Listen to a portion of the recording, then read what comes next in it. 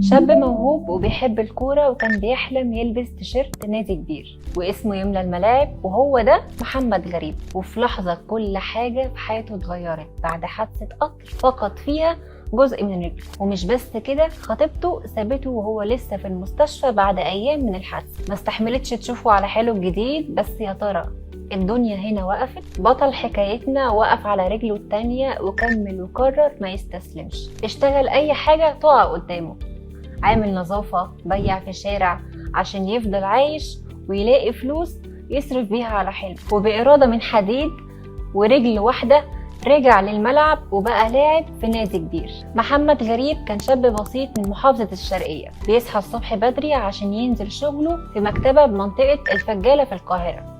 واللي حصل يوميها غير حياته. ومن شريط القطر للمستشفى الدكاترة حواليه بيقولوله احمد ربنا اتكتب لك عمر جديد، بس للأسف اضطرينا نعمل لك جراحة بتر لرجلك. ووقتها الدنيا اتهزت في وشه، وحلمه باللعب في النادي الأهلي اتبخر. وحتى حبيبته اللي كان روحه فيها جت زارته في اليوم الثالث وقالت له بكل هدوء أنا مش هقدر أكمل معاك. محمد صنع من الوجع بداية ومن البتر بطولة. ما استسلمش لحظة وقرر يرجع لأكتر حاجة بيحبها وهي الكورة. وبالنسبة له ده كان أكبر تحدي، إنه يلعب برجل واحدة ورغم الألم كان بيتدرب. وبإرادة من حديد بدأ مشواره من ملاعب صغيرة لحد ما بقى لاعب رسمي في نادي المقاولين العرب، بيلعب وبيجري عشان يحقق جزء من حلمه الكبير. وده درس حي لكل واحد قال مش هقدر وكل واحدة قالت صعب. قصة محمد غريب مش نهاية مأساوية، دي بداية أسطورية. انت بقى لو ظروفك كانت صعبة كنت هتعمل ايه؟